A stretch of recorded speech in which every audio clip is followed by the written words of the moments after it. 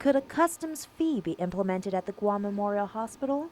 Well, that is what the hospital's administrator, Joseph Verga, is suggesting in order to help resuscitate their flatlining finances. We have, the hospital needs a sustainable, recurring source of revenue for and I've proposed creating an uncompensated care trust fund. And everyone talks about where we're going to get the money from, where we're going to get the money from.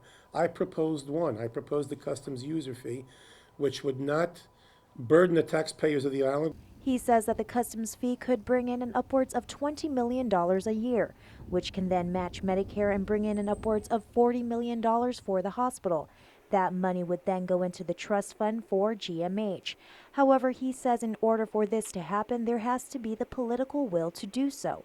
As we reported in light of a recent OPA audit, the hospital's finances were the subject of a heated legislative session earlier this week, where a couple island senators were reluctant to direct another penny into the hospital. To which Verga stated the audit was nothing surprising and only validated that the hospital has long-standing financial issues. When Verga first assumed leadership of the hospital, he introduced his 5-point strategic plan to get the hospital back on track. Number 1 on the list was achieving financial stability.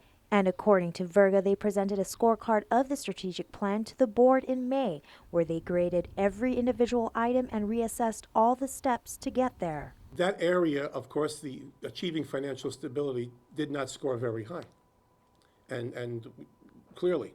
However, all of those initiatives you mentioned started out at 0, where those initiatives were graded somewhere around 3.5 to 4 on a scale of 0 to 10. And they were graded by all of our leaders internally. Verga says they clearly have work to do, and they have noted many internal initiatives to improve the finances. He adds the absence of many issues cited in previous audits are testament that the hospital has made corrections.